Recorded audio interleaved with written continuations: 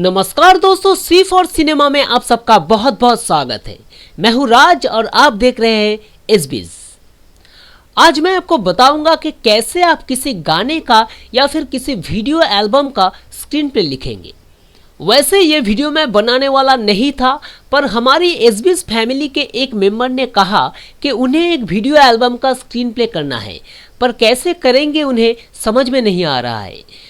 तो मैंने उनको एक दो बातें बताया, फिर सोचा क्यों ना एक छोटा सा वीडियो बनाया जाए, ताकि अगर आप लोगों में से कोई किसी एल्बम या गाने का स्क्रीन प्ले करना चाहे तो आसानी से कर पाए। तो चलिए शुरू करते हैं। पहली बात तो यह है कि गाने का स्क्रीन प्ले जनरली कोरियोग्राफर करते हैं, पर अगर आपका बैकग्राउंड सॉन्ग हो या फिर ज़्यादा डांस मूवमेंट आप देना नहीं चाहते हैं, आप गाने में भी कोई कहानी बताना चाहते हैं और आपको लगता है कि आप बेहतर कर सकते हैं, तो अलग बात है। और कभी कभी काम की बजट की वजह से भी हमें गाने का स्क्रीन प्ले भी करना पड़ता है। खैर, जो भी वजह हो, गाने का स्क्रीन प्ले करने के लिए आप सबसे पहले पूरा गाना विथ म्यूजिक लिख लीजिए। अब आप सोच रहे हैं म्यूजिक कैसे लिखेंगे? अरे कुछ नहीं, बस म्यूजिक की जगह पर म्यूजिक लिख दीजिए। और हाँ, हर एक पार्ट का ड्यूरेशन लिखना मत भूलिए। ड्यूरेशन लिखने से आपको पता चलेगा कि कौन सी शॉट के लिए आपके पास स्क्रीन पे कितना वक्त है। चलिए मैं आपको एक डेमो दिखा देता हूँ। ये देखिए, यहाँ पे मैंने पहले गाने का नाम लिखा है, गुलाबी आंखें जो तेरी देखी।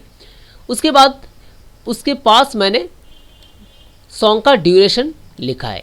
ये बहुत इंपॉर्टेंट है, इससे आपको पता चलेगा कि टोटल एडिटेड फुटेज आपको कितने वक्त का चाहिए, उसका ड्यूरेशन कितना होगा।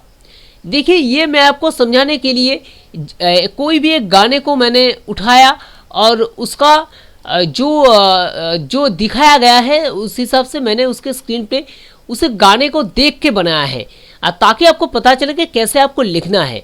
लेकिन आप कोई नया गाना क्रिएट करेंगे तो आपको पहले से लिखना पड़ेगा कि आप क्या चाहते हैं, उस हिसाब से लिखेंगे। ये मैंने गाने देख के बनाया है, एक डेमो स्क्रिप्ट, ताकि आपको पता चले कि कैसे लिखना है। और ये गाना जो है सनम पुरी ने जो रीमेक किया है गुलाबी आंखें जो तेरी देखी, उस गाने को मैंने उठाया है और उसी हिसाब से लिखा है। गाने में इफेक्ट साउंड है 0 से 9 सेकेंड तक इफेक्ट साउंड है समुंदर का। तो उस 0 से 9 सेकेंड तक गाने को 5 शॉट पे डिवाइड किया गया है। तो 5 शॉट है, तो उसका डिटेल भी मैं बताता हूँ। पहले शॉट में दिखाया गया है समुंदर के बीच में एक आइलैंड दिखाया गया है और 0 से 1 सेकेंड तक है। तो आपको भी ऐसे शॉट नंबर दे के शॉट डिटेल लिखना है, जहाँ पे म्यूज़िक हो या फिर इफेक्ट साउंड हो लिखना है, और किस शॉट का ड्यूरेशन कितना होगा वो भी पास में आपको लिख लेना है। और यहाँ पे एंगल और शॉट का डिटेल मैंने लिखा है। टॉप एंगल ओवरऑल शॉट था वो, और 2 नंबर जो शॉट है शॉट 2 में यहाँ पे समुंदर के बीच में आइलैंड तक जाती हुई एक हाईवे दिख रहा है। उस हाईवे से एक गाड़ी आइलैंड की तरफ जा रहा है, तो डिटेल में मैंने लिखा है। और ये शॉट का जो ड्यूरेशन है 2 सेकेंड से 3 सेकेंड तक शॉट का ड्यूरेशन है। टॉप एंगल ओवरऑल शॉट है ये। शॉट नंबर 3 में समुंदर के सामने एक ऑरेंज कलर का फ्लैग हवा में हिल रहा है और शॉट का ड्यूरेशन 4 सेकंड से 5 सेकंड तक है, यानी कि 2 सेकंड का ड्यूरेशन है। लो एंगल मिड शॉट है और ये वाइड एंगल लेंस से लिया गया है। शॉट नंबर 4 जो है, वहाँ पे 2 लड़के बैक टू द कैमरा समुंदर के सामने खड़े हुए हैं और 2 लड़के बैक टू द कैमरा एकदम फोरग्राउंड से उनके पास जा रहे हैं। फोरग्राउंड में दोनों तरफ कुछ पेड़ है और बीच में से एक रास्ता है जो समुंदर की तरफ गया है। दोनों लड़के उसी रास्ते से जा रहे हैं और इसका ड्यूरेशन 6 सेकंड से 7 सेकंड तक है, यानी कि 2 सेकंड का ड्यूरेशन है। लो एंगल नी शॉट है, ये वाइड एंगल लेंस से लिया गया है, और ये स्लो मो है, यानी कि स्लो मोशन शॉट है। तो डिटेल में लिखा है मैंने। और शॉट नंबर 5 जो है, समुंदर के लहरें उठ रहे हैं, इसका एक शॉट है। इसका ड्यूरेशन भी 8 से 9 सेकंड तक है, यानी कि 2 सेकंड का ड्यूरेशन है और आई लेवल ओवरऑल शॉट है ये। तो इस 9 सेकंड को 5 शॉट में बांटा है उन्होंने, और शॉट का डिटेल, उसका कैमरा एंगल क्या होगा और शॉट की स्केलिंग क्या होगी, सारी डिटेल आपको ऐसे लिखना है। पास में शॉट का ड्यूरेशन लिख लेना है। तो ऐसे आपको लिखना है।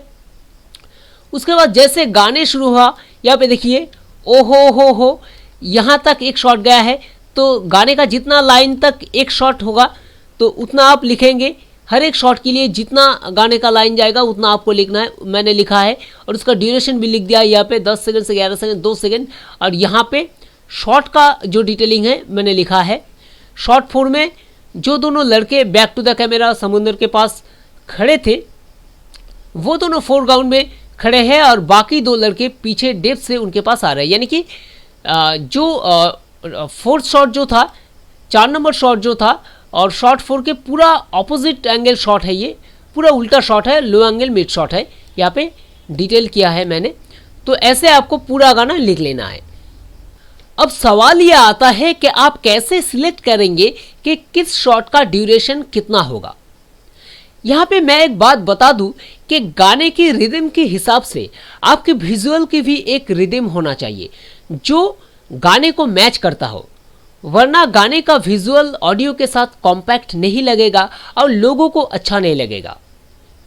तो इसके लिए क्या करें? एक तो गाने के मूड के हिसाब से लोकेशन, ड्रेस, प्रॉप्स और जो कहानियां बताना चाहते हैं वो सोचें। और डांस मूवमेंट रखना चाहते हैं तो ख्याल रखें कि वो भी आपके गाने की रिदम को मैच करना चाहिए। अगर आपका सॉन्ग किसी मूवी का है तो फिर आपको ये ज़रूर देखना है कि गाने का कंटेंट और मूड फिल्म की मूड से ज़रूर मैच करे। गाने में आपके किरदार ऐसा कुछ ना कर बैठे जो उसके कैरेक्टर को सूट ना करता हो।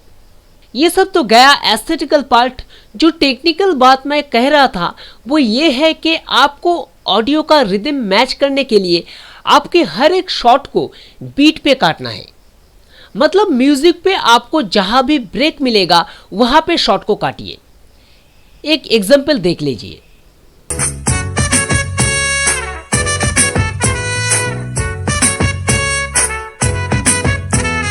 देखा आपने? गौर से देखा ना? अब बात करते हैं गाने की। गाने में भी आपको जहां ब्रेक मिले वहां आप शॉट को काट सकते हैं। आम तरह से गाने के हर एक लाइन के बाद आपको नेचुरली एक ब्रेक मिल जाता है और आप वहां अपने शॉट को काट सकते हैं। मगर अगर आपको लाइन के बीच में ब्रेक मिले तो आप वहां भी काट सकते हैं। जैसे कि इस गाने में लाइन के बीच में ब्रेक मिल रहा है, गुलाबी आंखें जो तेरी देखी, शराबी ये दिल हो गया। यानी कि गुलाबी आंखें के बाद ब्रेक मिल रहा है और यहाँ पे शराबी ये दिल के बाद ब्रेक मिल रहा है। तो गुलाबी आंखें जो तेरी देखी, शराबी ये दिल हो गया। इस एक लाइन में आप 4 शॉट रख सकते हैं। पर मैंने आपको जिस गाने की डेमो दी है, गुलाबी आंखें, जो सनम पुरी ने रीमेक की है, वहां पे देखिए। चलिए मैं आपको दिखाता हूं। इन लोगों ने क्या किया, गुलाबी आंखें जो तेरी देखी, शराबी ये दिल, यहां पे शॉट को काटा है। और शॉट में दिखाया क्या है, शॉट डिटेलिंग क्या है। सी बीच में सनम गाते हुए कैमरे के साथ सामने आ रहे हैं और सनम सीधा कैमरे को देख रहे हैं। उसके पीछे बैकग्राउंड में बाकी 3 लड़के मस्ती करते हुए आगे आ रहे हैं, उनके ध्यान कैमरे की तरफ नहीं है। तो डिटेल लिखा है मैंने और शॉट का ड्यूरेशन यहाँ पे लिखा है 28 से 33 सेकंड तक। और यहाँ पे शॉट डिटेलिंग लिखा है कि कैमरा डिटेलिंग लिखा है, low angle mid close shot by wide angle lens. और यहाँ पे हो गया पे इन्होंने दूसरा शॉट रखा है। तो इस तरह से इन्होंने अपनी तरह से एक रिदम क्रिएट करने की कोशिश की है, क्योंकि दूसरी लाइन में भी इन्होंने संभालो मुझको ओ मेरे यारो संभालना मुश्किल पे काटा है और हो गया पे इन्होंने अलग शब्द रखा है। तो दोनों ही लाइन में इन्होंने हो गया पे अलग शब्द दिखाया है और बाकी लाइन के बाकी हिस्सों में अलग शब्द दिखाया है। तो इस तरह से इन्होंने अपनी तरह से एक रिदम क्रिएट करने की कोशिश की है।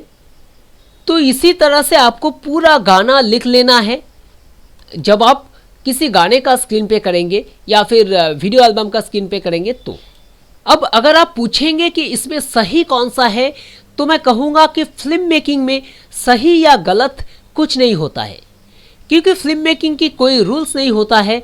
आप अपनी तरह से चीज़ों को प्रेजेंट कर सकते हैं। बस बात यह है कि वो लोगों को पसंद आना चाहिए। तो अपनी तरह से कुछ नई कोशिश कीजिए। Keep watching film, keep making film, keep writing और कीप वॉचिंग एसबीएस। तो आप कोशिश कीजिए, अगर आपके मन में कोई सवाल आ रहा है तो नीचे कमेंट सेक्शन में पूछ लीजिए, मैं उसका आंसर ज़रूर करूँगा।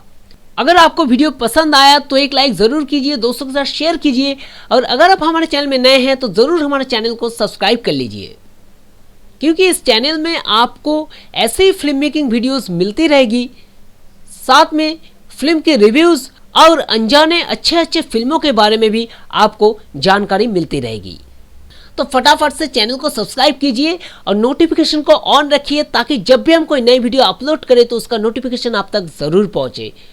तो दोस्तों मिलते हैं अगले वीडियो के साथ, तब तक के लिए take a very good care of yourself.